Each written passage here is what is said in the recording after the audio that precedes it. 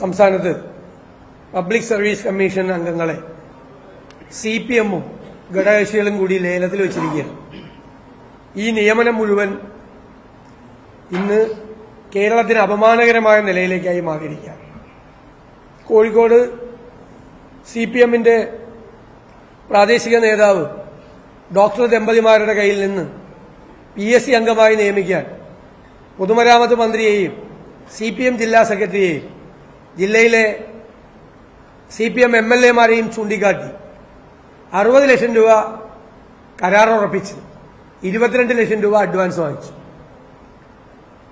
എന്നിട്ട് ഇത് ഒരു മാസത്തിലധികമായി ഈ സംഭവം പാർട്ടിയുടെ ശ്രദ്ധയിൽപ്പെട്ടിട്ട് പാർട്ടി തന്നെ പോലീസ് സ്റ്റേഷനായും പാർട്ടി തന്നെ കോടതിയായത് കൈകാര്യം ചെയ്യുക. ഭരണഘടനാ സ്ഥാപനമാണ് പബ്ലിക് സർവീസ് കമ്മീഷൻ. അവിടെ നിയമിക്കപ്പെടുന്ന ഒരു അംഗം സത്യസന്ധമായി പെരുമാറേണ്ട ഒരാളാണ്. 60 ലക്ഷം രൂപ കൈക്കൂലി കൊടുത്ത് PSC അംഗമാകുന്ന ഒരാൾ ഈ പണം മുതലാക്കാൻ അവിടെ വന്നിട്ട് എന്തായിരിക്കും ചെയ്യാൻ പോകുന്നത്? അപ്പോ PSC എന്ന് പറയുന്ന സ്ഥാപനത്തിന്റെ വിശ്വാസ്യത പൂർണ്ണമായി തകർന്നിരിക്കുകയാണ്. CPM ഇത് ചെയ്യുമ്പോൾ ഘടകകക്ഷികൾ ആരും മോശക്കാരില്ല.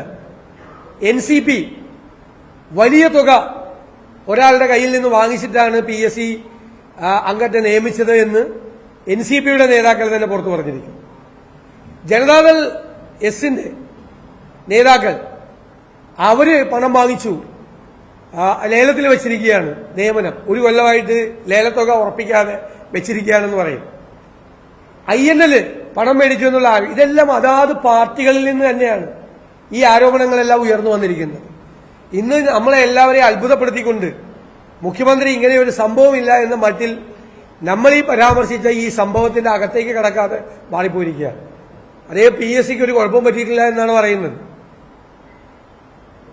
എന്തിനാണ് പിന്നെ പോലീസ് വിവരശേഖരണം നടത്തിയത്, മൊഴിയെടുത്തത് ഈ ഡോക്ടർമാരുടെ ദമ്പതികളിൽ നിന്ന്?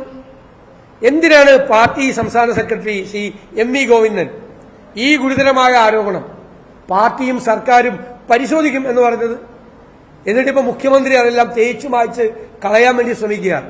മുഖ്യമന്ത്രി ഈ സാധനം ഒതുക്കാൻ ശ്രമിക്കുമ്പോൾ വീണ്ടും സംശയത്തിന്റെ കാര്യം സംശയം വർദ്ധിക്കുകയാണ്. കാരണം നേതൃത്വം അറിഞ്ഞുകൊണ്ട് തന്നെ നടത്തിയിട്ടുള്ള ഒരു ഇടപാടാണ് ഇത് എന്ന് സംശയിക്കത്തക്ക രീതിയിലേക്ക് പോവുക. അതുകൊണ്ട് പലരും രക്ഷിക്കാനുള്ള തത്രപ്പാടിനിടയിലാണ് മുഖ്യമന്ത്രി ഈ കോഴ വിവാദം ഒളിച്ചു വയ്ക്കാൻ നോക്കുന്നത്.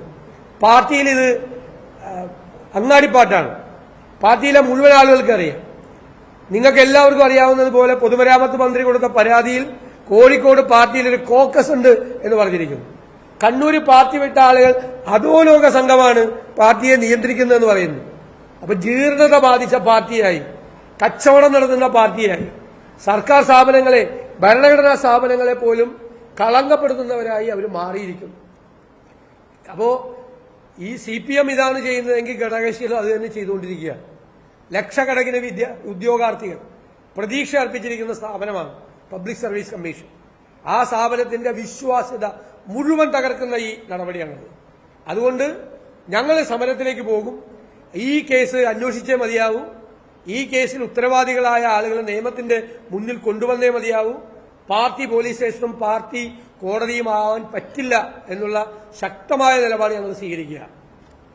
അതുപോലെ തന്നെ ഇന്ന് വളരെ ഗൌരവത്തോടു കൂടിയ ഒരു വിഷയം ശ്രീ കുർക്കോളി മൈദീൻ MLA നിയമസഭയിൽ ഉന്നയിച്ചു. കാലാവസ്ഥാ വ്യതിയാനം കൊണ്ട് കേരളത്തിൽ മാർച്ച്, ഏപ്രിൽ, മെയ് മാസങ്ങളിലുണ്ടായ ഉഷ്ണതരംഗവും മെയ് അവസാനവും ജൂലൈയിലും ഒക്കെ ഉണ്ടായ അതിതീവ്ര മഴയും കേരളത്തിലെ കർഷകർക്ക് 1000 കോടി രൂപയുടെ നഷ്ടമാണ് ഉണ്ടാക്കിയിരിക്കുന്നത്. 1000 കോടി രൂപയുടെ നഷ്ടം. സർക്കാർ നിസ്സംഗരായിരിക്കുകയാണ്. ഒരു തരത്തിലുള്ള നഷ്ടപരിഹാരവും വിതരണം ചെയ്യുന്നില്ല. കഴിഞ്ഞ വർഷത്തെ നഷ്ടപരിഹാരം പോലും വിതരണം ചെയ്തിട്ടില്ല. കർഷകർ ഉൽപ്പന്നങ്ങളുടെ വിലയിടിവുകൊണ്ട്, വളത്തിന്റെയും കീടനാശിനിയുടെയും വിലവർദ്ധനവ് കൊണ്ട്, വന്യജീവികളുടെ ശല്യം കൊണ്ട് എല്ലാം പൊറുതിമുട്ടിയിരിക്കുന്ന ഒരു കാലത്ത് കാലാവസ്ഥാ വ്യതിയാനം ഉണ്ടാക്കിയ ആഘാതം കൂടി അവർ ഏറ്റുവാങ്ങേണ്ടി വന്നിരിക്കുകയാണ്. സ്വതവേ തന്നെ പ്രയാസം അനുഭവിക്കുന്ന കാർഷിക മേഖല ഈ ഉഷ്ണതരംഗം കൊണ്ട്, വരൾച്ച കൊണ്ട് മുഴുവൻ സാധനങ്ങളും കരിഞ്ഞു പോവുകയും അതിതീവ്ര മഴയിൽ ഒരുപാട് ദുരന്തങ്ങൾ ഉണ്ടാവുകയും ചെയ്തു. അപ്പൊ ഈ പാരിസ്ഥിതികമായ ഈ പ്രശ്നങ്ങൾ, കാലാവസ്ഥാ വ്യതിയാനത്തിന്റെ അടിസ്ഥാനത്തിൽ ഒരു കാർഷിക നയം രൂപവൽക്കരിക്കേണ്ടതിന്റെ ആവശ്യകതയെക്കുറിച്ചും സമഗ്രമായൊരു നഷ്ടപരിഹാര പാക്കേജ് അവർക്ക് കൊടുക്കണം എന്ന് ആവശ്യപ്പെട്ടുകൊണ്ടുമാണ് ഞങ്ങൾ ഇന്ന് ഈ അടിയന്തര പ്രമേയത്തിന് ഞങ്ങൾ നോട്ടീസ് നൽകിയത്. ദൗർഭാഗ്യവശാൽ ബഹുമാനപ്പെട്ട മന്ത്രിക്ക് എന്താണ് മുമ്പിലുള്ള നടപടിയെന്നോ എന്താണ് നഷ്ടപരിഹാരം കൊടുക്കാൻ പോകുന്നതെന്നോ ഒന്നും പറയാനുണ്ടായിരുന്നില്ല. അപ്പോൾ കർഷകരെ അവരുടെ വിധിക്ക് വിട്ടിരിക്കുകയാണ് സർക്കാർ. കേരളത്തിലെ കർഷകർ അവരുടെ കാർഷിക ചരിത്രത്തിലെ ഏറ്റവും വലിയ പ്രതിസന്ധിയെ അഭിമുഖീകരിക്കുമ്പോൾ തെരഞ്ഞെടുക്കപ്പെട്ട സർക്കാർ അവരോടൊപ്പം ഇല്ല എന്നാണ് മന്ത്രിയുടെ മറുപടിയിലൂടെ ഇന്ന് വ്യക്തമായിരിക്കുന്നത്. കാർഷിക മേഖലയിലെ ഈ പ്രതിസന്ധി പരിഹരിക്കാനുള്ള അടിയന്തരമായ ഇടപെടൽ കൂടി സർക്കാർ നടത്തണം എന്ന് ഞങ്ങൾ ആവശ്യപ്പെടുകയാണ്.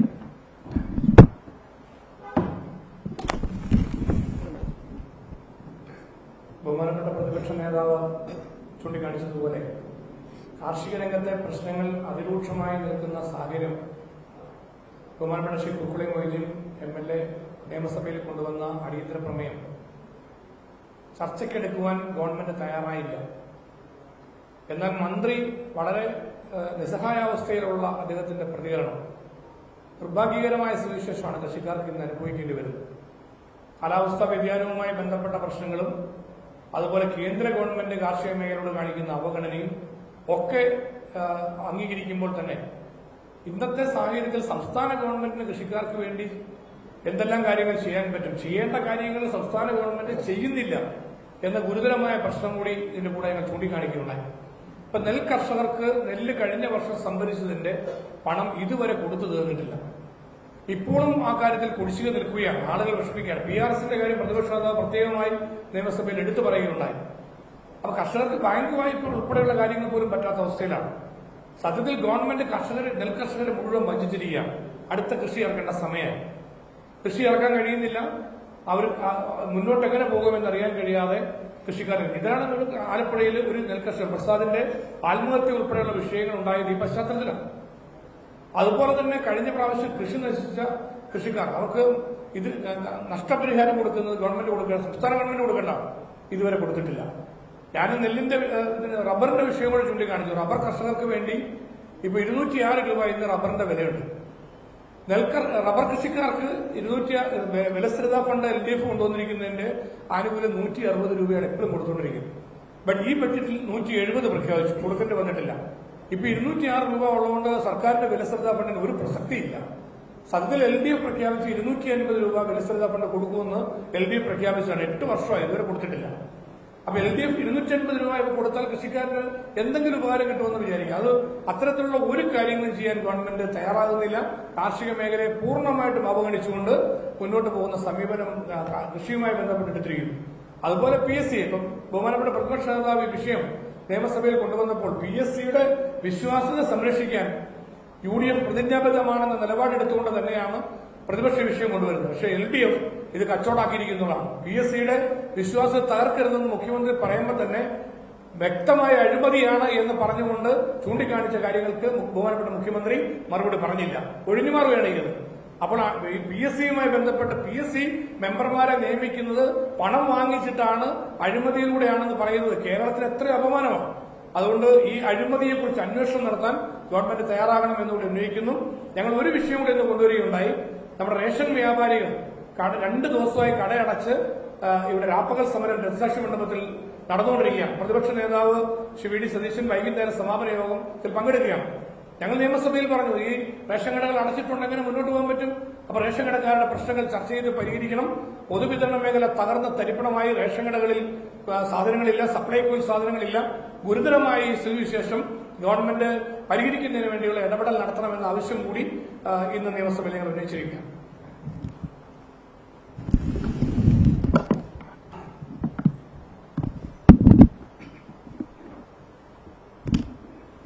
ഇന്ന് സഭയിൽ പ്രതിപക്ഷം ഉയർത്തിക്കൊണ്ടുവന്ന 2 വിഷയങ്ങളാണ്. ഒന്ന് PSCയുമായി ബന്ധപ്പെട്ട വിഷയം, 2 കാർഷിക പ്രശ്നങ്ങൾ. കേരളത്തിലെ കർഷകർ നേരിടുന്ന പ്രശ്നങ്ങൾ കേരളത്തിന്റെ പൊതുവായ പ്രശ്നമാണ് എന്ന തിരിച്ചറിവ് പോലും നമ്മുടെ സർക്കാരിനില്ല എന്നുള്ളതാണ് വസ്തുത. നമ്മുടെ രാജ്യത്തെ കർഷകരുടെ കൂട്ടത്തിൽ ഏറ്റവും ദുരിതപൂർണമായ ജീവിതം നയിക്കുന്ന കർഷകർ കേരളത്തിലുണ്ട്. നമ്മുടെ രാജ്യത്തെ 16 സംസ്ഥാന ഭരണകൂടങ്ങൾ, സർക്കാരുകൾ കഴിഞ്ഞ 8 വർഷത്തിനുള്ളിലായി വായ്പകൾ എഴുതിത്തള്ളി കർഷകരെ സഹായിക്കാൻ സന്നദ്ധമായി. തമിഴ്നാട് ഉൾപ്പെടെയുള്ള സംസ്ഥാനങ്ങൾ 2 തവണ ഈ കാലയളവിനുള്ളിൽ വായ്പകൾ എഴുതിത്തള്ളുകയുണ്ടായി. എന്നാൽ കർഷകരുടെ വായ്പ എഴുതിത്തള്ളണം എന്ന് പറഞ്ഞുകൊണ്ട് പ്രക്ഷോഭം നയിച്ച ഒരു കാലത്ത് 2016 മുമ്പ് പ്രക്ഷോഭ രംഗത്ത് വന്ന ഇടതുപക്ഷം CPM-ഉം ഭരിക്കുന്ന സന്ദർഭത്തിൽ അങ്ങനെ ഒരു സംഗതി പറഞ്ഞ ഓർമ്മ പോലും ഇല്ലാത്ത രീതിയിലാണ് മുന്നോട്ട് പോയിക്കൊണ്ടിരിക്കുന്നത്. എല്ലാ സംസ്ഥാനങ്ങളും കർഷകരെ വളരെയേറെ താൽപര്യപൂർവ്വം അവർ സംരക്ഷിച്ച് കൂടെ നിർത്താൻ സന്നദ്ധമാണ്. എന്നാൽ കേരളത്തിലെ കർഷകരുടെ പ്രശ്നങ്ങൾ മുഖവിലക്കെടുക്കാൻ പോലും സന്നദ്ധമല്ലാത്ത രീതിയാണ് ഇവിടെ നമ്മൾ കാണുന്നത്. ഇവിടെ മന്ത്രി മറുപടി പറഞ്ഞപ്പോൾ കർഷകർക്ക് ചെയ്ത ചില കാര്യങ്ങൾ ഇങ്ങനെ എണ്ണി പറയുകയുണ്ടായി. ദൈനംദിന കാര്യങ്ങൾക്ക് ഏതു വകുപ്പും ഇതുപോലെ പണം ചെലവാക്കുന്നുണ്ട്. പ്രത്യേകമായി ഉണ്ടാകുന്ന സാഹചര്യത്തിൽ അതിൽ എത്ര കണ്ട് ഇടപെടുന്നു എന്നുള്ളതാണ് പ്രധാനം. ഇവിടെ 2021 പ്രളയകാലത്തുണ്ടായ നഷ്ടത്തിന്റെ പരിഹാരത്തുക പോലും ഇന്നും കൊടുത്തു തീർന്നിട്ടില്ല എന്നുള്ളതാണ് വസ്തുത. കേന്ദ്രത്തിനെ കുറ്റം പറയാനാണ് സാധാരണ പതിവ്. കേന്ദ്രം ഇതേപോലെ തന്നെ മറ്റൊരച്ചാണ്. ഒരു നാണയത്തിന്റെ 2 നാണയങ്ങൾ പോലെ, 2 വശങ്ങളെ പോലെയാണ് കേന്ദ്രവും സംസ്ഥാനവും എന്ന് നമുക്കറിയാം. എന്നാൽ നാളികേര സംഭരണത്തിന്റെയും നെല്ല് സംഭരണത്തിന്റെയും വലിയൊരു ഭാഗം കേന്ദ്രം തന്നു കഴിഞ്ഞു. നാളികേരം സംഭരിച്ചതിന്റെ തുക സെപ്റ്റംബർ വരേക്കുള്ളത് കേന്ദ്രം കൊടുത്തു കഴിഞ്ഞു, വിഹിതം മുഴുവനും. എന്നാൽ സെപ്റ്റംബറിന് ശേഷമുള്ള തുക നമ്മുടെ സംസ്ഥാന സർക്കാരിന് കൊടുക്കാൻ കഴിയാത്തതുകൊണ്ട് ആ പണം കിട്ടാതെ അലയുകയാണ്. ഇവിടെ കേന്ദ്രം നെല്ലിന് വർദ്ധിപ്പിക്കുന്ന വില ഇവിടെ 3 വർഷമായി വർദ്ധിപ്പിക്കാൻ തയ്യാറായില്ല. 2021-22 ചരിത്രത്തിൽ ആദ്യമായി 40 പൈസ നെല്ലിന്റെ വിലയിൽ കുറവ് വരുത്തി ഈ സർക്കാർ. എന്നിട്ട് 2022-23 20 പൈസ വർദ്ധിപ്പിച്ചു. എന്നിട്ട് നെല്ലിന്റെ വില വർദ്ധിപ്പിക്കുന്നു എന്ന ഒരു പ്രചാരണവും നടത്തി. എന്നാൽ 22-23 വർഷത്തിൽ 1 രൂപ കേന്ദ്രം നെല്ലിന്റെ കാര്യത്തിൽ വർദ്ധിപ്പിച്ചിരുന്നു. ആ 1 രൂപയിൽ 80 പൈസ മുക്കി ഈ സംസ്ഥാന സർക്കാർ. അത് കഴിഞ്ഞ് 23-24 1 രൂപ 43 പൈസ കൂട്ടി. അതും നമ്മൾക്ക് തന്നില്ല, അത് കർഷകർക്ക് ഇവിടെ കൊടുക്കുന്ന വിധത്തിൽ നിങ്ങൾ കുറച്ചു. ഈ പ്രാവശ്യം 1 രൂപ 17 പൈസ കൂട്ടിയിട്ടുണ്ട്. എന്താണ് സർക്കാരിന്റെ നയം എന്ന് ഞങ്ങൾക്കറിയില്ല. ഈ തുകകൾ മുഴുവനും കർഷകർക്ക് കൊടുക്കേണ്ടത് കേന്ദ്രം തന്നതുപോലും മാറ്റി ചെലവഴിക്കുന്ന, വെട്ടിപ്പിടിക്കുന്ന ഒരു സംസ്കാരമാണ് സംസ്ഥാനത്തിലെ സർക്കാർ വിനിയോഗിക്കുന്നത്, അവലംബിക്കുന്നത്. അതുകൊണ്ട് ഇതിനെതിരായി ഈ കഴിഞ്ഞ വരൾച്ചയിലും തുടർന്നു വന്ന മഴയിലും 500 കോടിയോ 485.85 കോടിയുടെ നഷ്ടമെന്നാണ് കണക്കാക്കിയിട്ടുള്ളത് സർക്കാർ, പ്രാഥമികമായ കണക്കാണ്. എന്നാൽ ഇതിന്റെ 2-3 ഇരട്ടിയാണ് നഷ്ടം. ഈ നഷ്ടം ഇനി നമുക്ക് കാണാൻ പോകുന്നേ ഉള്ളൂ. തെങ്ങ് പോലെയുള്ള ദീർഘകാല വിളകളുടെ ഉൽപാദനം അടുത്ത വർഷം കുറയും, 2 വർഷത്തേക്ക് കുറയും. പാല്, റബ്ബറിന്റെ പാല് ഉൾപ്പെടെയുള്ള സംഗതികൾ, അത് ആ നഷ്ടം ആരാണ് കണക്കാക്കുന്നത്? അതുകൊണ്ട് ഇതൊക്കെ പരിഗണിച്ചുകൊണ്ടായിരിക്കണം കർഷകരെ സഹായിക്കാൻ മുന്നോട്ട് വരേണ്ടത് എന്നാണ് ഈ സന്ദർഭത്തിൽ ഞങ്ങൾക്ക് പറയാനുള്ളത്. ഇതിന് ഒരു സ്പെഷ്യൽ പാക്കേജ് പ്രഖ്യാപിക്കുവാൻ സംസ്ഥാന സർക്കാർ സന്നദ്ധമാകണം.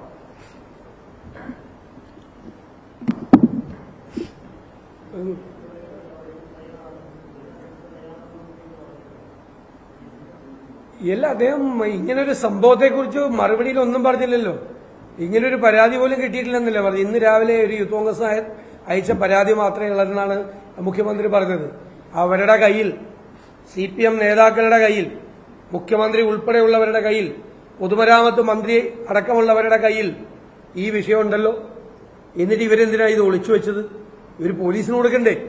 ഇവർ സത്യപ്രതിജ്ഞ ലംഘനമല്ലേ നടത്തിയിരിക്കുന്നത്? യഥാർത്ഥത്തിൽ ഒരു ഗൌരവതരമായ ഒരു ആരോപണം, PSC അംഗത്തെ നിയമിക്കുന്നതിന് വേണ്ടി കോഴ വാങ്ങിച്ചു എന്നുള്ള ആരോപണം കയ്യിൽ വെച്ചിട്ട് ഇവരെത്ര നാളായിരിക്കുന്നു? ഈ ഉത്തരവാദിത്തപ്പെട്ട ആളുകൾ, മുഖ്യമന്ത്രിയും പൊതുമരാമത്ത് മന്ത്രി അടക്കമുള്ള ആളുകൾ, എന്തേ അവരത് പോലീസിലേക്ക് റെഫർ ചെയ്യാറുന്നത്? അതല്ലേ ചോദ്യം.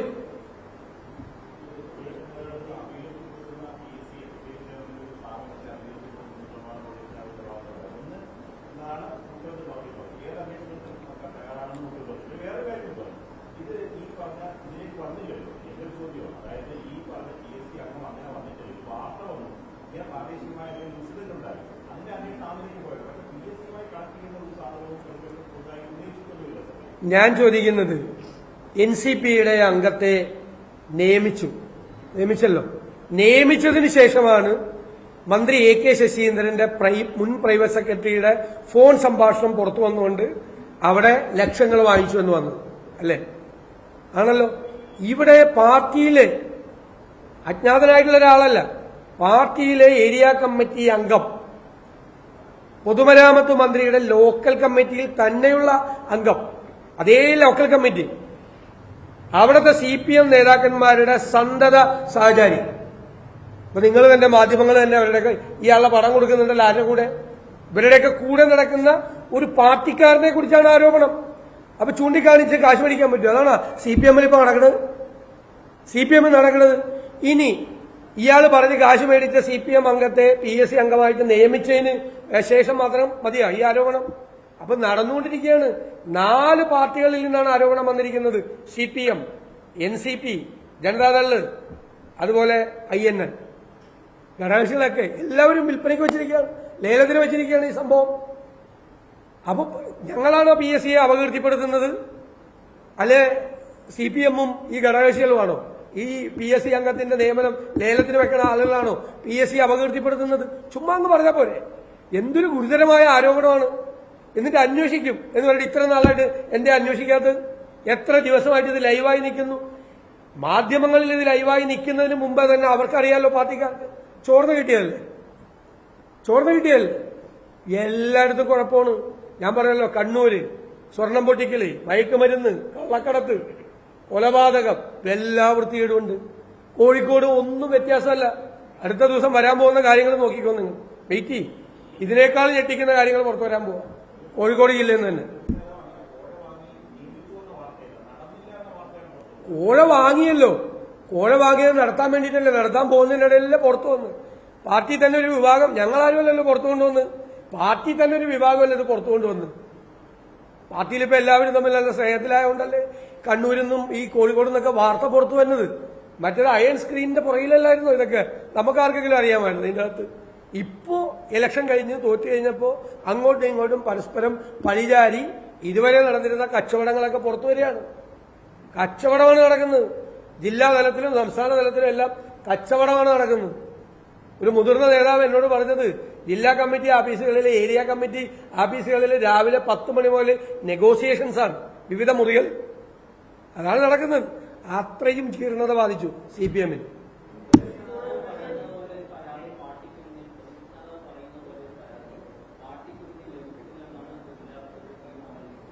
അപ്പൊ ഇന്നലെ സംസ്ഥാന സെക്രട്ടറി, അതിനേക്കാൾ വലിയ ആളല്ലേ, MV ഗോവിന്ദൻ എന്താ പറഞ്ഞത്?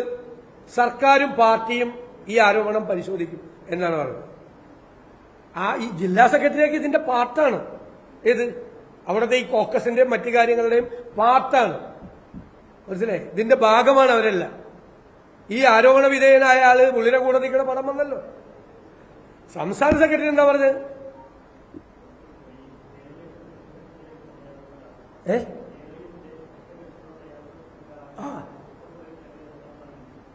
വേറെ കാര്യത്തിന് കാശില്ല. 1000 കോടി രൂപ ഈ പാവപ്പെട്ട കർഷകന്റെ നഷ്ടപ്പെട്ടിട്ട് അവന് നഷ്ടപരിഹാരം, കഴിഞ്ഞ കൊല്ലത്തെ നഷ്ടപരിഹാരം കൊടുത്തിട്ടില്ല. 1000 കോടി നഷ്ടപ്പെട്ട് നിൽക്കുകയാണ്. ഉച്ച കഞ്ഞിക്കുള്ള പണം കൊടുക്കുന്നില്ല, സോഷ്യൽ സെക്യൂരിറ്റി പെൻഷൻ കൊടുക്കുന്നില്ല, 6 മാസത്തേത് അവധിയാണ്, മറ്റേ കാരുണ്യ ബെനവലന്റ് ഫണ്ടിൽ പൈസ കൊടുക്കുന്നില്ല, പാവപ്പെട്ട രോഗികൾക്ക് ആരോഗ്യകരണം പദ്ധതി നടപ്പാക്കുന്നില്ല, കോക്ലിയർ ഇംപ്ലാന്റിന്റെ കാശ് കൊടുക്കുന്നില്ല. കേരളീയം നടത്തി ആഘോഷിക്കാൻ കാശുണ്ട്. ഇതിനാണ് ജനങ്ങൾ തിരിച്ചടി കൊടുത്തത്. അത് മനസ്സിലാക്കാതെ, തെറ്റ് തിരുത്താതെ മുമ്പോട്ട് പോട്ടെ. നല്ല കാര്യം, നല്ല കാര്യം. ഇങ്ങനെ തന്നെ പോയാൽ മതി, തിരുത്താതെ.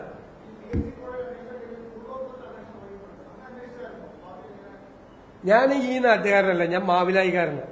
ഞങ്ങളുടെ അവിടെ ഇതൊന്നുമില്ല.